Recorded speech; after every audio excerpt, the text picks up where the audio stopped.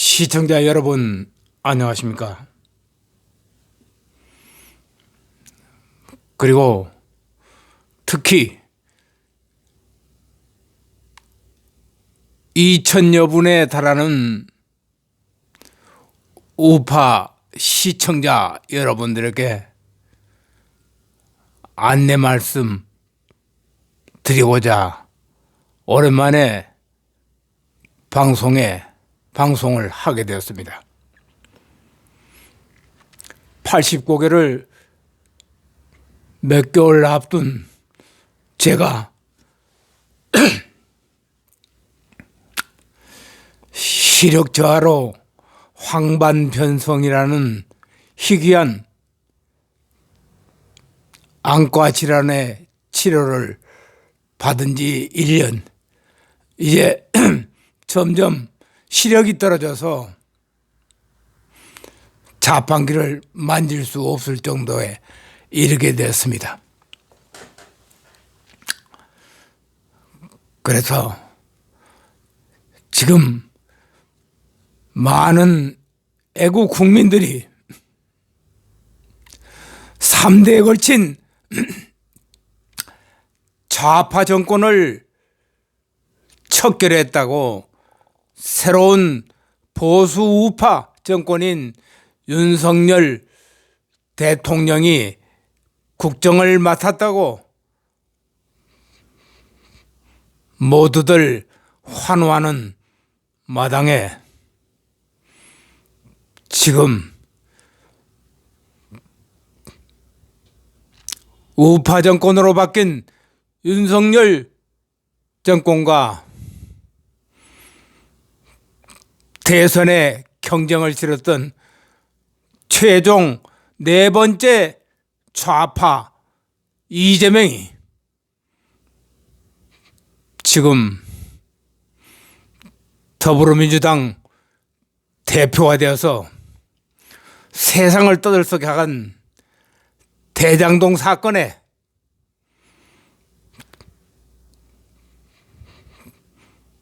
고역을 치르고 있지만 과반수 이상을 차지한 더불어민주당 의원들로 인해서 방패 전국을 만드는 바람에 이렇게 혼란스러웠던 것입니다. 제가 고별방송과 다름없는 오늘 방송을 하게 된 것은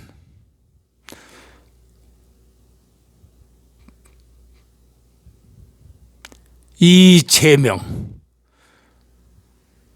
대통령이 될 뻔했던 이재명으로 하여금 빨갱이는 몽둥이가 약이다는 9글자의 SNS에 댓글을 빌미로 성남시장 당시 검찰을 손아귀에 넣고 자신을 비판하는 모든 네티즌들이나 농객들에게 고소로 대응했던 이재명입니다. 그 이재명이 저를 빨갱이는 몽둥이가 약이다는 9글자 댓글에 성남지청에 모욕죄로 고소를 했던 것입니다.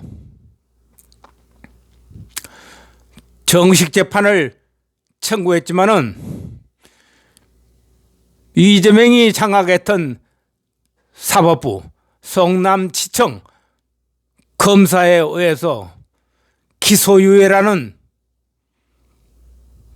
처분을 받았습니다. 그래서 저는 80평생 이 사건으로 단 한 번의 청과 기록이 저에게는 올라 있는 것입니다.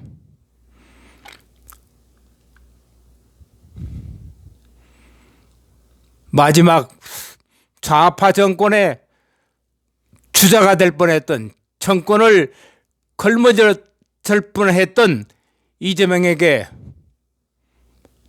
한마디, 왜 빨갱이는 몽둥이가 약이다는 말이 모욕죄가 되는가 묻고 싶어서 마지막 한 말씀 드리고자 했습니다.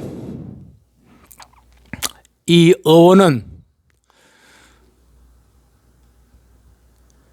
지금으로부터 54년 전인 1968년 1월 21일, 68년 제가 처음 지방지 목포 호남매일 신문사에 기자로 입문했던 해입니다.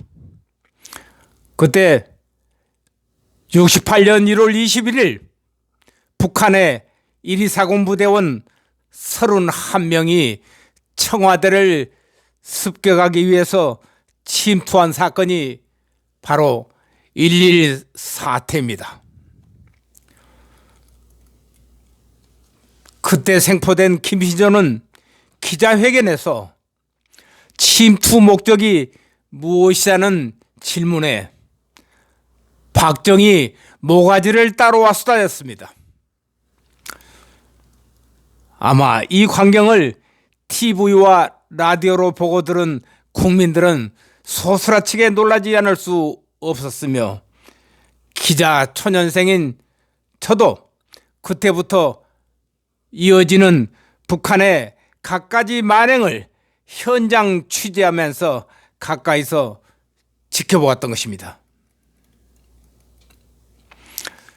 1.1 사태 이틀 뒤 1월 23일 북한은 동해안에서 미국 정보 함정인 푸에플로 납치해서 북으로 끌고 갔습니다. 이때 세계가 깜짝 놀랐습니다. 미국 함정을 납치한 북한의 만행에 놀랐던 것입니다. 당시 한반도에서는 전쟁이 일어날 것으로 조심스럽게 전망을 하고 있던 때였습니다. 당시 우리 국민들도 또다시 6.25와 같은 전쟁이 일어나는 것이 아니냐면서 모두가 불안에 떨어야 했습니다. 그런데 박정희 대통령은 2월 7일 경상남도와 전라남도를 잇는 경전선 개통식에 참석해서 결의를 굳게 다지는 연설로 국민들을 안심시켰던 것입니다. 이제 우리는 일하면서 싸우고 싸우면서 일해야 합니다. 우리 고장은 내 손으로 지켜야 합니다며 향토 예비군을 창설하겠다고 천명을 했습니다.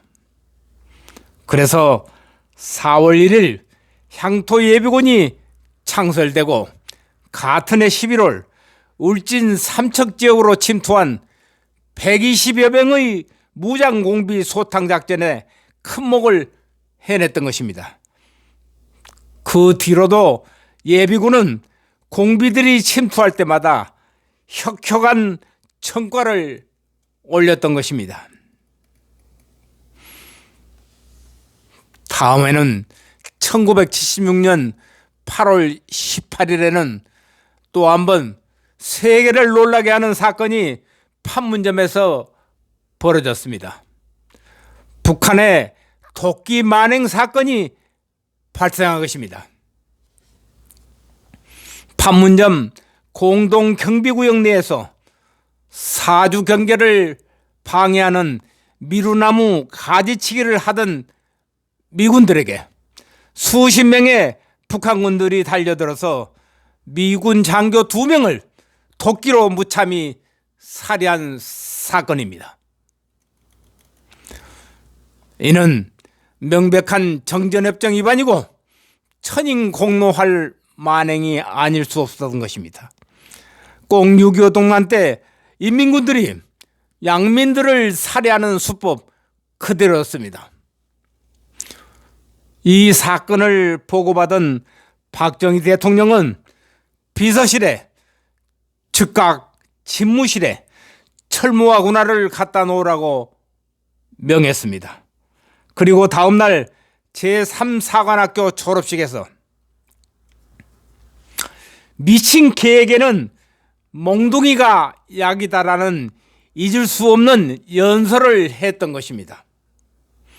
그 이후 이 말이 좌익, 정복주의자, 빨갱이들에게 미친 개에서 빨갱이로 변형되어서 했던 것입니다.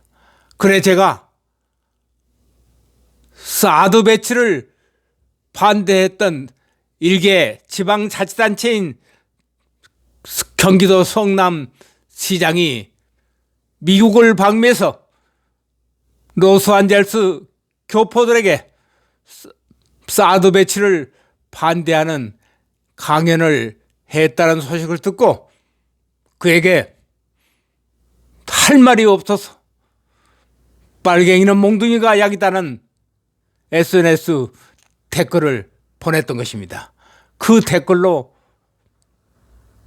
이재명은 저를 모욕죄로 검찰에 고소했던 것입니다.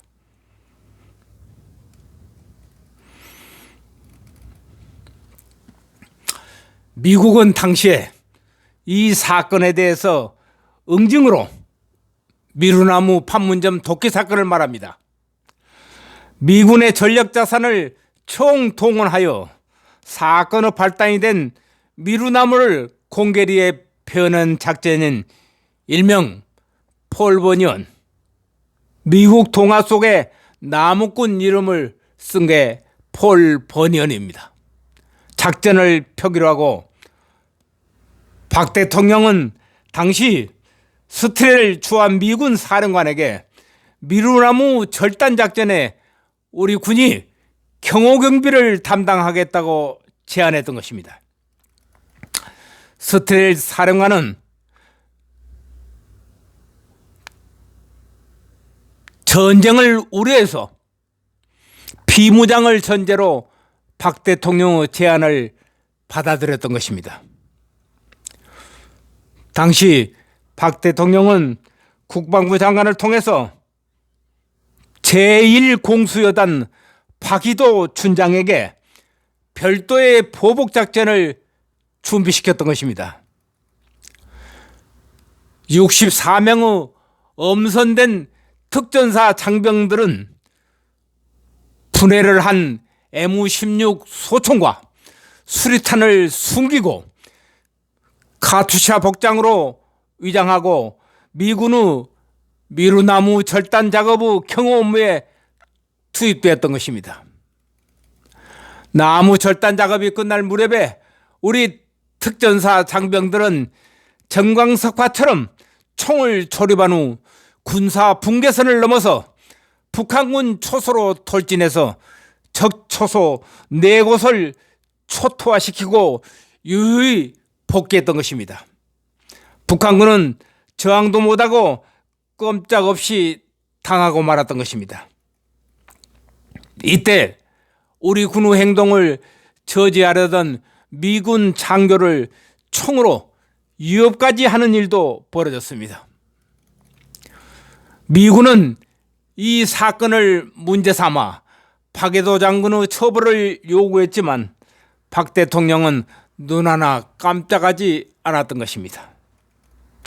이 일로 김일성은 6.25 휴전 이후 처음으로 미군 측에 유감과 함께 재발 방지를 약속했던 것입니다.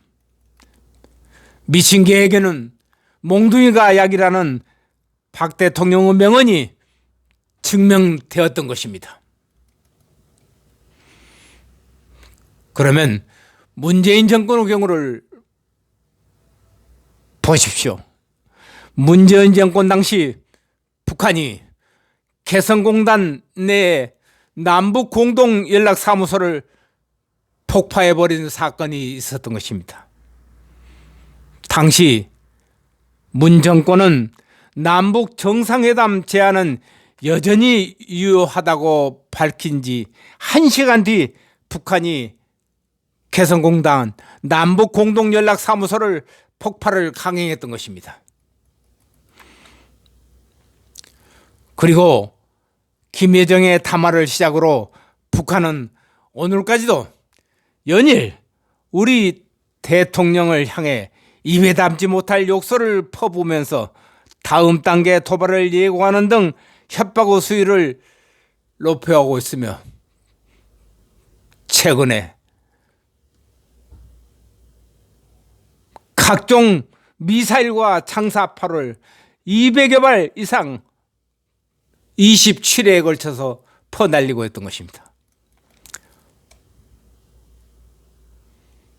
문 정권은 당시에 청와대 참모는 물론이고 여권 전체가 중요한 안보 사태에 대해 너무나 느긋하고 안이한 것 같아서 모든 국민들은 불안하게 짝이 없었던 것입니다.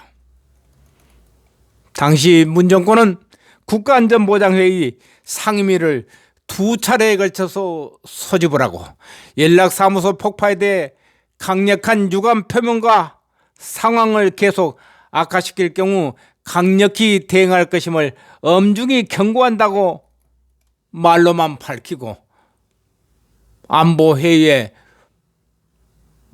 당시 문재인은 참석치도 않았던 것입니다. 문재인 정권 당시 그뿐이겠습니까? 한가리 단유부강에서 유람선 침몰 사고가 났을 때 비상 근무복 차림으로 청와대에서 긴급 대책회의를 주재하고 당시 강경화 외교부 장관을 현지에 파견해서 구조 활동을 돕게 하는 등 엉뚱한 짓을 했던 게 아닙니까?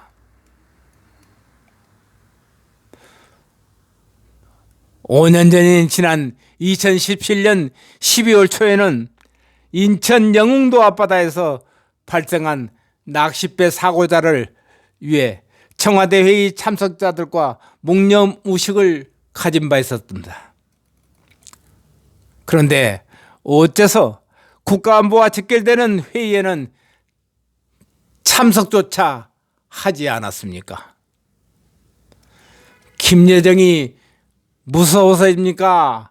아니면 대통령 신상에 무슨 일이라도 생긴 것인가?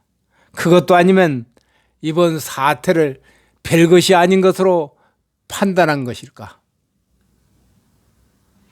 양산에서 국민 혈세를 따먹고 껄껄대고 있는 문재인은 내 방송을 경청하기 바랍니다.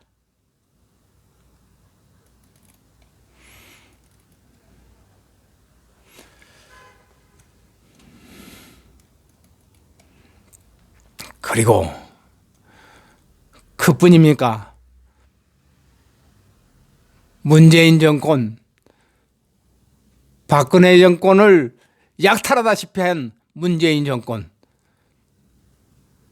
기간 동안 민생은 제쳐두고 김정은 달래기에 총력을 펴온 것이 지난 문재인 정권 3년이었습니다. 그리고도 내 탓으로 부족한지 미국까지 끌어들였습니다. 북한이 이렇게 나오는 것은 미국 때문이라는 것입니다.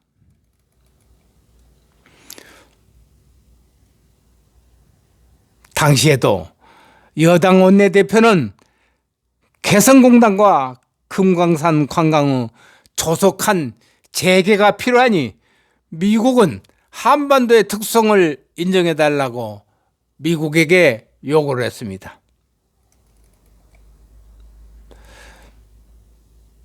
북한의 상황이 어려우니 대북 제재 때문에 힘겨워하는 북한 경제 사정이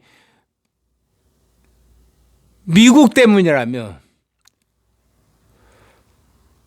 미국을 욕하고 나선 것입니다.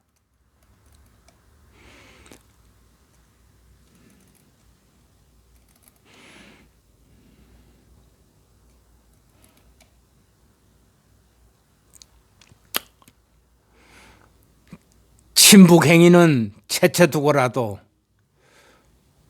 거듭 강조하지만은 국제사회가 무고한 북한을 제재한 적은 단 한 번도 없습니다.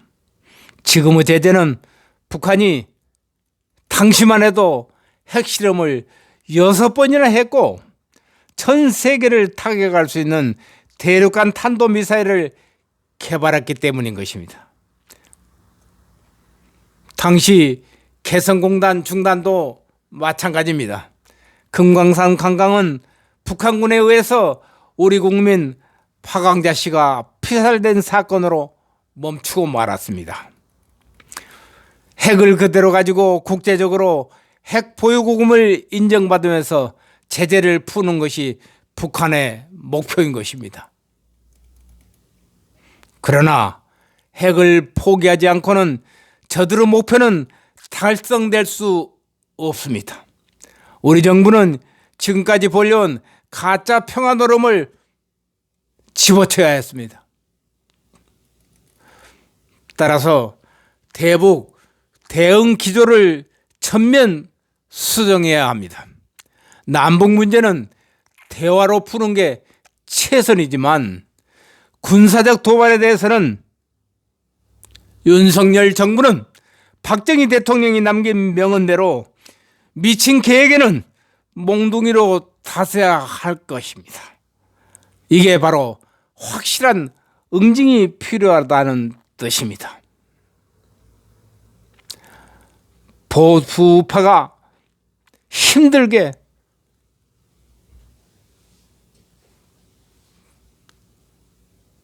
지지해서 만들어낸 윤석열 정부, 정말 보수 국민들이 후회하지 않도록 해 주실 것을 당부하면서 시력 저하로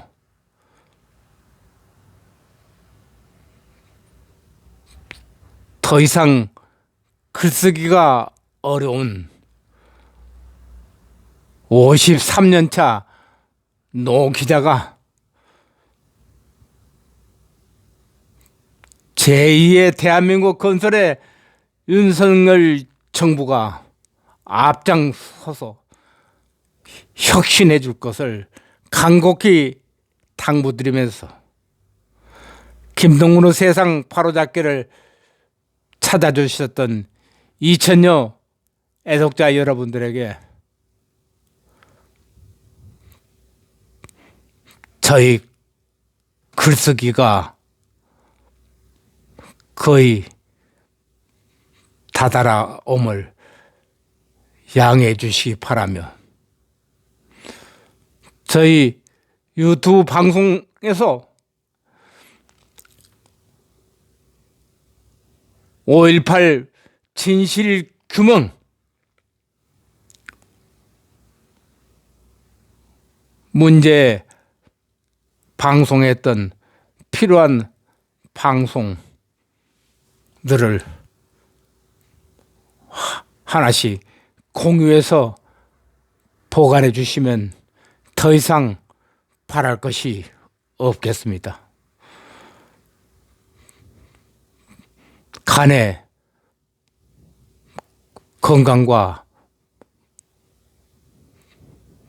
평안하심을 기원드리면서